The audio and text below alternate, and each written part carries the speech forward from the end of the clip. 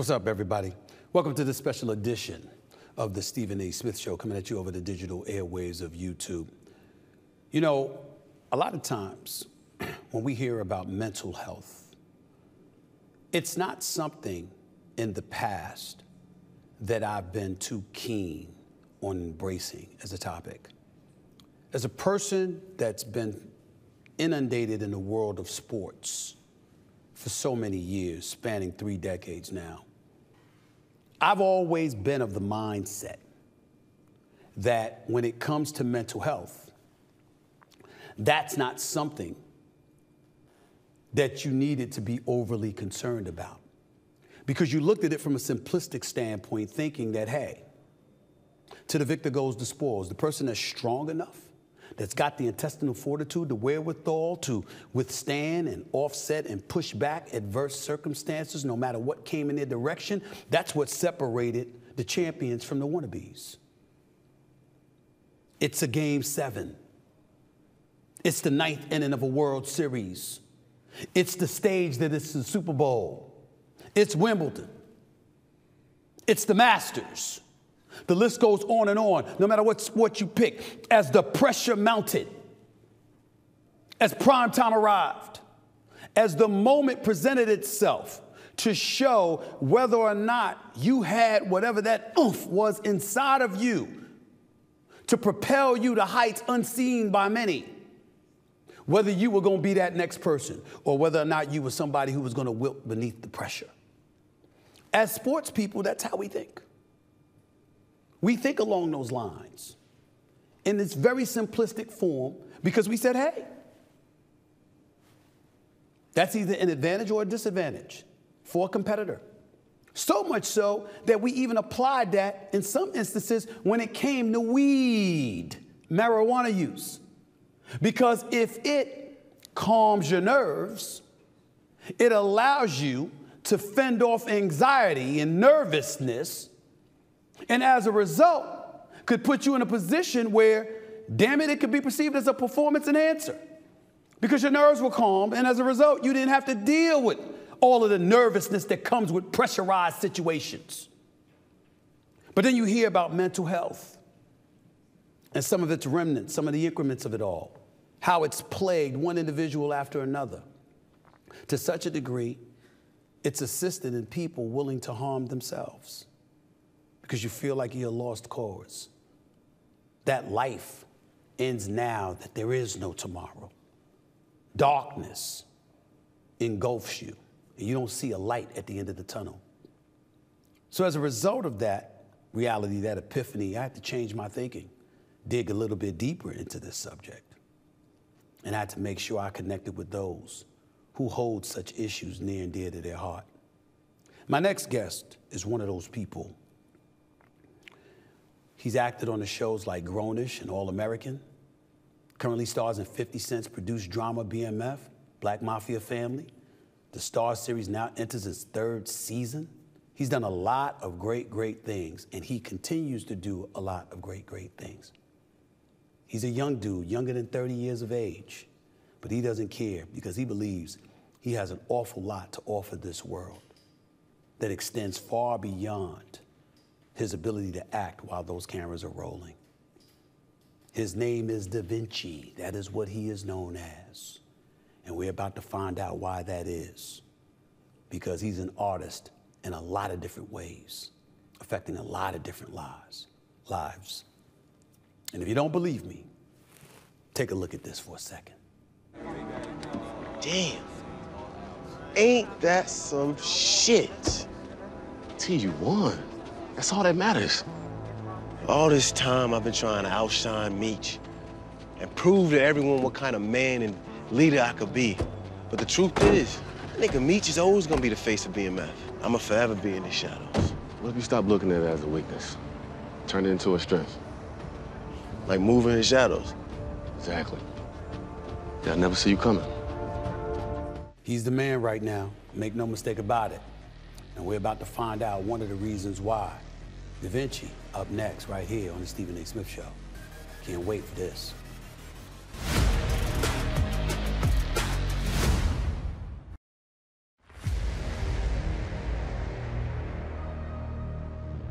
Oh, my Lord. Have you been watching the NBA playoffs? Because you know I have. And yes, they've been fantastic. Make no mistake about it. But do you know what else makes watching them even more exciting, even more scintillating? Prize Picks, of course. That's what the hell I'm talking about. In case you didn't know this. Prize Picks is a daily fantasy app where you can select 2 or more of your favorite players and then pick more or less on their projected stats for the game. So with a big event happening each and every single night, Prize Picks is here to help you cash in on all that real-time action. I make my picks every night in less than 60 seconds. Then I sit back, I watch, and I wait for the cash. But Prize Picks doesn't stop at the NBA. Oh, no. You can choose from a myriad of sports, the WNBA, Major League Baseball, National Hockey League, even MMA, and everything in between. And get this, Prize Picks will match your first deposit of up to $100. You heard me right. Go to prizepicks.com and use code SAS. That's my initials, of course, for a first deposit match of up to $100. That's SAS when you go to prizepicks.com and use the promo code. Pick more, pick less. It's really, really that easy. My next guest has had starring roles on shows like Grownish, All American, and currently stars in the 50 Cent produced drama BMF. The Stars series now enters its 3rd season. He's an actor who's also a mental health activist on a mission to help as many people as he possibly can. The man himself, the one and only Da Vinci, joins the Stephen A. Smith Show. What's up, big time? How are you, man? How's everything? Hey, brother, I can't complain. It's a pleasure to be sharing the stage or this Zoom with you right now. I'm honored. I feel good, man. How about yourself? Man, please, the honor is all mine. I'm so proud of the work that you're doing right now. You're really, really making some noise in this business. Major props and congratulations to you. How are you feeling about where you are at this point in time in your career with some of the things that have been happening for you? Well, that's a great point. That's a great question. The way I feel right now in my career, I feel like I'm at a space now to where I realize I have influence. I realize I have an audience. And I think I feel obliged to influence people in the right direction, given that, you know, I'm in my 20s and a lot of people from teens to 50, 60, 70-year-olds know who I am. It's like, I feel like I need to produce something that gives people, you know, meaning. I think there's a lot of craziness that's going on in the world right now, and I just don't want to perpetuate certain stigmas that we are forced, that was forced upon us, and a lot of us perpetuating unknowingly, but I'd rather try to eradicate them as much as possible, because being an entertainer, it's like, if you play your cards right, you're almost like a police officer in a way, or something. Like you could really affect people on a level that you know, just justice system can't, you know, or other systems can't. So I told God, you know, if you ever bless me to be in a position like this, I'm going to extend the ladder and I'm going to try to help as many people as I possibly can, you know. So I feel like I'm in a place that I have that influence now. So, and given where I come from and the stuff that I dealt with my brothers and my family and cousins, I'm like, you know what? I know a lot of people go through this, so I'm just going to start speaking on mental health and issues related to it. Well, you know, you talked about, you alluded to you being in your 20s. We know better than to ask ladies their age, but damn it, as men, we do it with each other. How old are you? Would you tell the audience, how old are you, my brother? How old are you? Right. 27. You're 27 years of age, and you talked about avoiding perpetuating stigmas or trying to work to eradicate those things. Specifically, what stigmas are you talking about that you're working to eradicate? Be specific. I think mental health. A lot of times in the Black community, there's a lot of stigmas around mental health. There's a lot of, you know, because we don't have the access and the proper education to mental health, we address it as if it's this taboo thing, or it's like, oh, you're slow, or you're crazy, or they throw these different type of terminologies towards it. It's only because we don't know. We don't have education to that. Our parents were busy meeting our basic needs of survival, and that's all they knew, but they never met the emotional needs of a child. Now, I'm not saying that you know, you got to raise your kid on a certain level to make them just so emotional, but I think there's a certain level of emotional awareness that was never there for Black people, given that we're a byproduct of I mean, we're the most successful human trafficking in the world, probably is Black people. You know what I'm saying? We're brought from another country, brought here, and was just forced to work. And of course, when they freed us, it's like, there's no way we're just going to have all our stuff together, right? So when you put that in perspective and really think about it, you're like, oh my God, all these different activists. And one of my favorites was W.E.B. Du Bois, and he was talking about the two souls, the two thoughts and two bodies of the Negro, African American in this country. And the more I learned about it, I was like, oh my God, like people need to stop seeing mental health as this taboo thing. I look at mental health now like physical health. The more you work out, if you have a workout plan or a diet plan, it just makes it easier to get through everyday life. If you're walking up the stairs, I'm going to the NBA game, going to a football game, I can maneuver easier. I can grab something, I can do this and that without being out of breath. So I felt that I need to explain it and revamp it in a different way. Like, bro, when you focus on your mental health, it doesn't mean that you're crazy. It prevents you from having life-threatening mental illness because you can tap into different type of psychosis like a schizophrenia, bipolar, or whatever the case may be, because all we're doing in our community especially is because I grew up playing sports. I played sports, played basketball, football, baseball, ran track, did all that stuff. And that's all we're focused on because that's what this media is teaching us to just really just hone in on that. But when you really start to think about our history, thinking about where we're going, thinking about our brain. Why do we think the way we think? So what I started doing, I started breaking down the psychology of the human being and how that works and why Black people do the things that we do. Why do we think it's okay to do this? And why do we think it's bad to educate ourselves? And then when I started realizing, I was like, it was our programming. So I was like, oh my God, like we need to really just break this down. And the way I break it down, when I went on a tour last year, which I'm going to do another one, shout out to McDonald's and Capital One and all those great brands that sponsor me on that. I was just telling them, like, we have to implement routines daily to rewire our brain. Because what happens is, I was listening to this author and he said, we do not know how to manage our biochemistry properly because we have less physical activity than we did back in the day. Meaning, so if you and I came from the same tribe, me and you, Steve, like we got to wake up, we got to go 30 miles down the street, in the woods to grab buckets of water and bring it back and forth for our family and do that. All that physical labor, that exercise, mentally, it's so stimulating in the brain that it's like, yo, we're chilling. We don't have time to stress. We don't have time to utter words like bitches ain't shit, or niggas ain't shit. I don't know. I'm sorry. I don't know if I curse, but we don't have time to utter these type of words. But it's like, because we have mastered the basic needs of survival, we have so much downtime. And the downtime is only making the programming set in more and more and more and more and more in our brain. So I urge people to start, meditating, start reading books, start learning how their brain works. Start limiting the BS on social media that you're taking in. And I'm going right now, so you can stop me whenever. I'm not going to stop you from this standpoint. I want to continue talking about this, but I want to bring it full circle. And the first thing to do is to start off, because listen, here's the bottom line.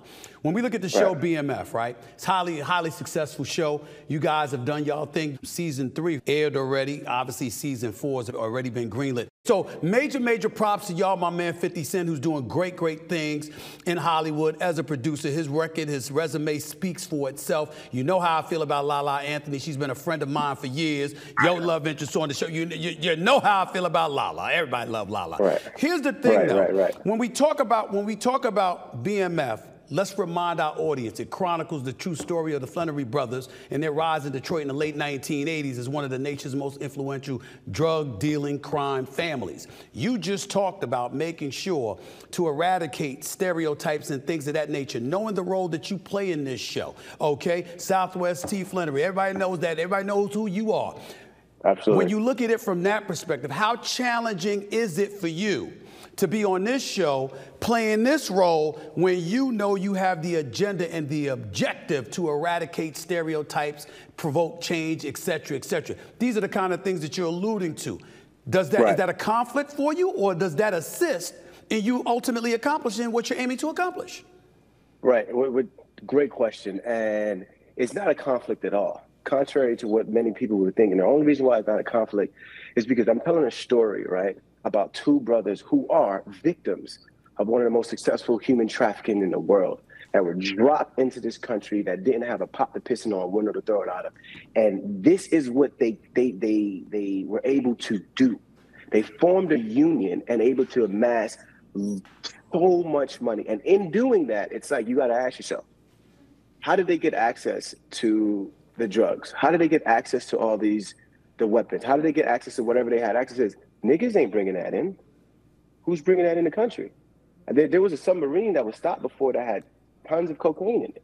You know what I'm saying? And I think so there's not a dilemma me telling the story, because one is a true story. Mm-hmm. And I'm just like, I'm showing you guys that we're a byproduct of this. This is where we come from, but we don't have to stay here. Right. You know what I'm saying? So it's just like, if these brothers had the same type of access to, let's say, the Wright brothers or Steve Jobs or any, I think these brothers could have bent a piece of metal and say, look, let's make an airplane. If they had the access to aerodynamics, if they knew certain laws. But the thing is, because we were deprived certain knowledge intentionally, you know what I'm saying? Don't teach us how to read. Don't teach us how to educate ourselves. It's like, to see what they were able to amass in that, I think you see the brilliance in them. And it was so successful that it's like, even though they were incarcerated, they served their time. Meech is still incarcerated. It's like, but the influence of what they did is still providing jobs to this day. So I think it depends on how you look at it, that the reason why his son, me,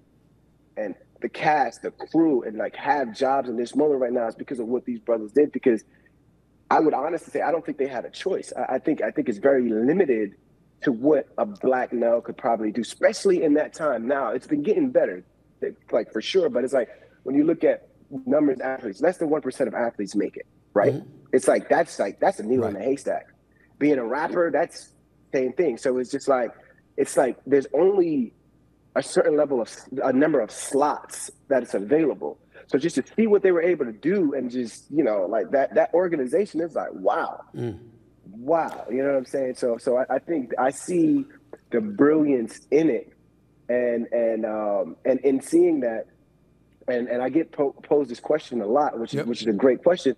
But this is why I advocate so hard on the mental health, because these two brothers, they were in a shitty environment. It was like they were in a terrible environment. I don't think many people would have escaped that environment. So you want basically to use this as an opportunity to highlight not just mental health, but why mental health is necessary in the conditions that make it necessary. Because if these brothers weren't put in these positions where they felt that there was no other means, no other way out per se, to acquire the kind of affluence, the kind of lifestyle that they coveted and aspired for, you know what, this might not have happened. Is that basically what you're saying? Absolutely. Okay. So with that being said, I ask you this. Talk to me about your upbringing and how that played a role in it, because from my research, you had a Haitian upbringing, obviously, parents, divorce, financial struggles, things of that nature. What would you like to say to the audience about your upbringing and some of the things you experienced and how it formulated and framed who you are today and who you hope to be as time moves on? So my upbringing, I grew up in poverty. I didn't know I was poor. I should have known by, living down the streets from the projects, and I had an as-is home that, it was a hole in the kitchen floor when we moved in it from Brooklyn to Jersey. Mm-hmm. And we were back and forth a lot. It was a lot of moving. It's your consciousness at that age, you can't even understand what's going on. But I've seen a lot of struggle. I've seen a lot of pain. I've seen a lot of suffering in my life. And and my community influenced me so heavily that, I became a part of it. I started selling drugs the first time. I was in 5th grade. And these are things that I'm not proud of. I don't speak on these things. I don't want to act like this is cool. This is just all I knew. Right. But, But you got to tell your story. So, I mean, listen, that's how people learn. That's how people learn from it, when you letting everybody know what time it is as it pertains to yourself and what you had to endure. Absolutely. And I broke into homes. I broke into cars. I've done a lot. I think when I was 13 years old, I had a misdemeanor. I moved to Florida, then I was dealing in theft, and I got this juvenile delinquent program and all this stuff and whatever.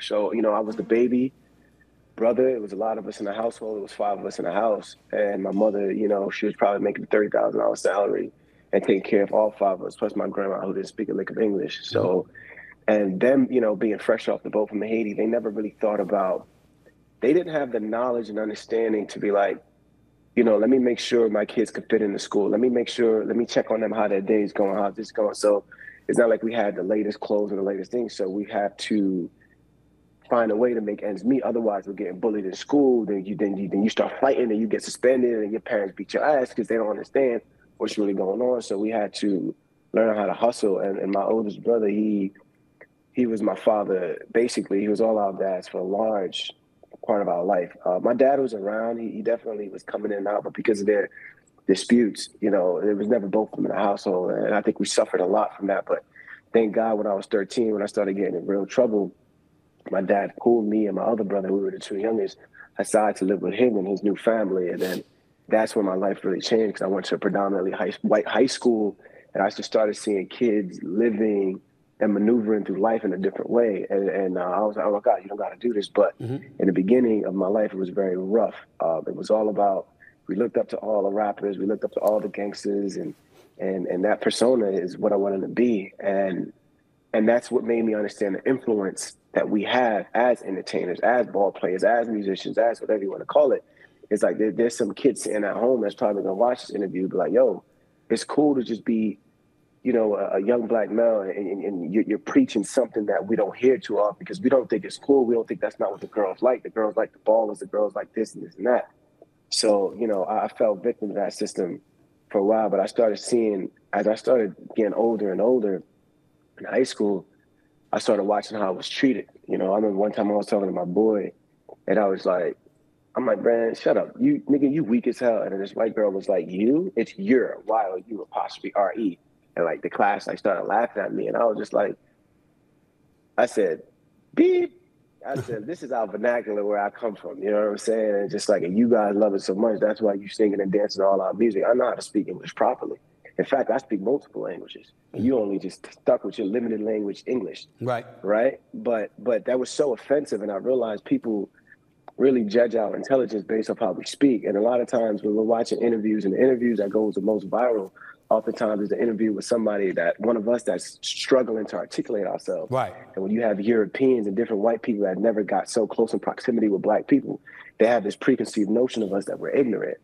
They start looking at us the way, social Darwinism designed it, that we're biologically inferior to them. And I was just like, nah, this is fucked up. So I was just like, I don't like what this is doing to me. And then I'm talking to my brothers, and I'm watching the streets just fuck them up over and over and over and over and over. And my other brother, my second oldest brother, David, shout out to him, he came down and he was like, yo, I'm gonna go to college, I'm gonna try to do the right thing. And he started picking up books and reading books. And we were fascinated with Tupac. And we was like, yo, when Tupac was incarcerated, he was reading a lot. So he started reading a lot. And I was like, yo, it's my older brother reading. He's making it look cool. So I started reading. And I remember I read this thing that I was like, they used to say, if you want to hide something from a black man, put it in a book. That's right. So I was just like, I'm like, let me put this all the time. Down. Yeah, I'm like, let me put this ball down. Let me put this down. And then I just started getting so infatuated and just in awe by the knowledge that I never had access to. I was like, oh my God, this is insane. And I'm not the only one. You know what I'm saying? So I started reading Think and Grow Rich, Outwitting the Devil by Napoleon Hill, You're a Badass by Jen Sincero, The Science of Getting Rich, Rich Dad, Poor Dad. The list could just go on and on and on and on and on. So I'm reading all these books, and I'm just like, yo, niggas don't know about this. Right. Like, we just don't, because it's painted as if it's not cool. Like the smart one on TV, you know what I'm saying, get made fun of, get smacked in the head, get this and that. And it's the athletes. Right. And it's not wrong against athletes, but it's just like, I think we're more than that. You know what I'm saying? Right. And because of what's being portrayed, it's real dangerous because it's affecting us at such a mass level. You know what I'm saying? Because that's what people. That's what the youngsters are in pursuit of. And if you don't get that, you like, what the hell else is worth it? That's really what it's about. But I want to transition from this. I want you to state it, because one of the most fascinating in my career, one of the most fascinating interviews I've ever done was sitting down with 50 Cent. I could not believe how brilliant this brother was. I knew he was smart. Absolutely. I knew he was smart. But when I sat down with him, I mean, you're sitting down in front of somebody and you realize how ignorant your ass really is when you sit next to somebody like him. This brother is on another level. 50 Cent's smart as hell. I'm thinking about him. I'm thinking about somebody like Lala Anthony, who I've known for years. Obviously, you know Carmelo Anthony. That's one of my brothers. I love him to death. And I know Lala, obviously, through him. But I look at all the things that she's trying to do off the set, outside of the business, but using her cachet and her influence to assist in addressing recidivism in our prison systems and other things as well. She's phenomenal. What is it like working with those two? What have those two specifically been able to do for you? Wow, that's a great question. Shout out to 50 and Lala. Lala is great, and she's whenever I want to I have a question about something, she makes herself available or call me back and just drop gems. And 50, this guy, when he's talking, it's like when I talk on the phone with him, I'll have my phone out and I'm just taking notes because he is truly one of the most brilliant human beings I've ever met in my life. And to be working with him this close is insane. I remember we were doing an interview and this reporter, she said, well, how do you feel that you're perpetuating the violence in your community, that you're trying to X, Y, Z? And 50 was just like, well, when you watch a horror film, when you watch a slasher film like the Scream series or whatever, or CSI Miami, whatever it is, right, do you think now I know how to stab someone 30 times and get away with it? Like, you don't do that. So why are you looking at our material and you're judging it with a certain standard that you don't use to judge that? But 50 is a phenomenon.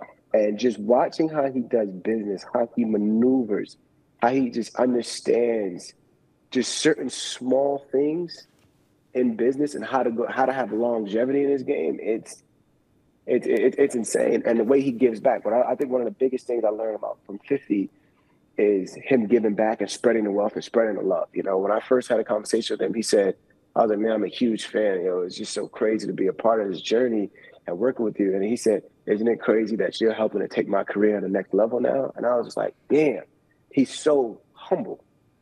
And despite what people see when he's joking around on social media, it's complete opposite. Yeah. He's all business. And when it comes to business, he's all business. And he's brilliant at it. He's brilliant at it. All business. Yes, sir. Yes, sir. And he was teaching us the art. And once I was able to receive it, of giving back and helping. Like, this is how you stay around forever. You know, there's an art, there's universal laws in giving. You get what you give. It's a real thing. And the way he helps the community out and look out for his people is brilliant. And Lala is like, her activism in the mental health space, yes, prison reform, I think is brilliant. And me and her, we've been talking about doing work together because it's very unfortunate the people that she's dealing with, you know, it's small little emotional choices that they didn't even know they could potentially control that took 5 seconds and it's costing them 50 years of their lives. And so what she's doing in that space is inspiring. So it's great to be around brothers and sisters that are really, you know, that's much older than I am, and they're still influential in the space, and they're doing that. It puts a fire on my back and just makes me just want to keep going. So one day when I am their age, you know, I'm able to just, you know, just be a force like they are. As an aside, on a softer note, Da Vinci, you do understand that there's a whole bunch of people jealous of you, you know, because of you acting with Lala, and you do understand. You understand. I mean, you understand the jealousy of it. You do understand that, right? You're right. Okay, I'm just gonna leave it at that, Lala, because she's my girl, she's my friend, so I ain't gonna say more than that. But damn it, everybody's jealous of Da Vinci. Let's get that out the way. Just get it out the way, all right? Now, before I let you get on out of here, where do you go from here? I mean, you got, again, season 4 BMF. We know that's forthcoming. As you look down the line, as you look at your career, I'm looking at partnerships you've already got with some major corporations. I'm looking at how, you know, U.S. Surgeon General, Vice Admiral Vivek Murthy, he was actually a guest on this show talking about mental health many months ago. That's right. Yes, he has been on the Stephen A. Smith Show. I'm a fan of his as well. And I know there's a lot of things that, you know, you've been talking about it, but, you know, this mental health awareness, an awareness tour being launched at HBCUs. Is that true?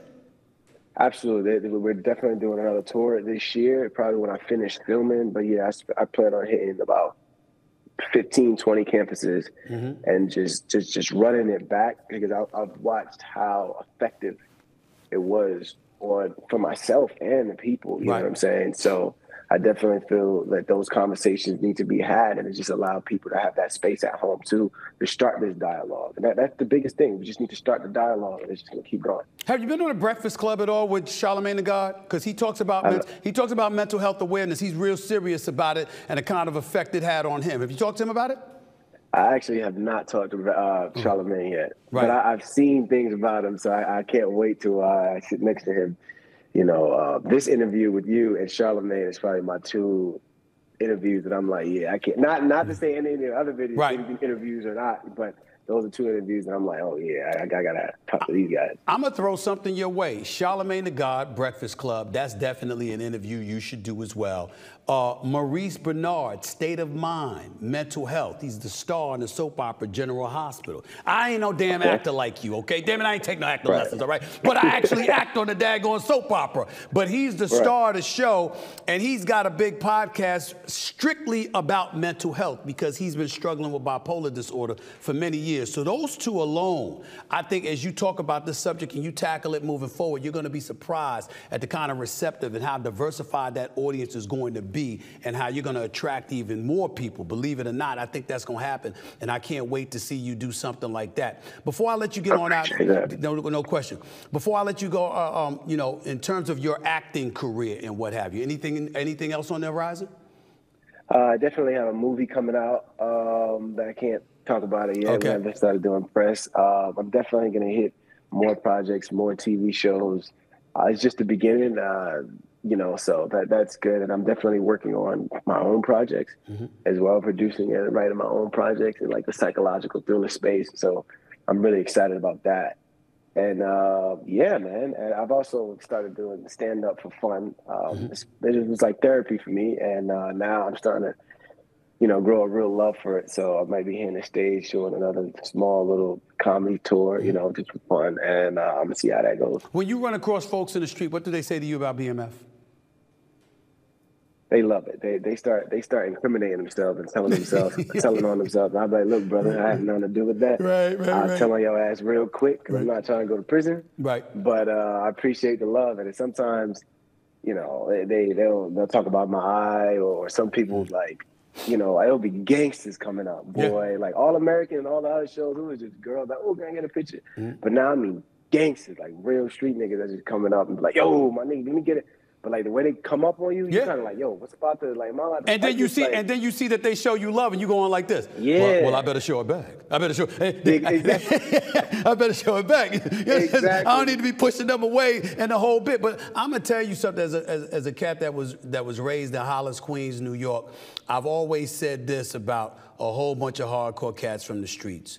What I think one of the biggest messages that needs to be learned about them is that when you're not of that ilk and you don't try to act like that, they respect you a hell of a lot more than if you act like you are from that when they know you not. Those are the ones they really want to get after. When they know you ain't supposed to be, you ain't about this life. You got no business trying to be about this life. What the hell your punk ass trying to do? Be a part of this life. You should know better. That pisses them off. Do they tell you that? That's very true.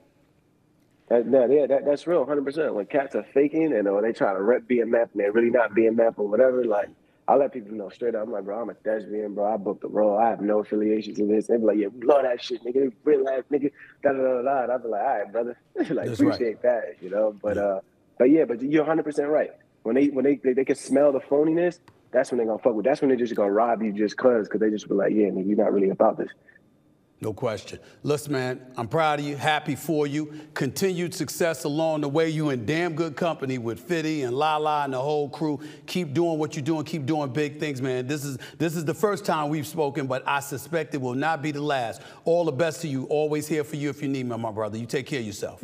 Yes, sir. I appreciate you. Thank you so much for the interview. All right, no problem. The one and only Da Vinci right here with Stephen A. on the Stephen A. Smith Show over the digital airwaves with YouTube. Brother got skills. Brother's got a lot of skills and obviously a conscientious observer, heart's in the right place, doing some big things, particularly in the mental health field. That's what it's all about. That's what it's all about. We love that. Make no mistake about it.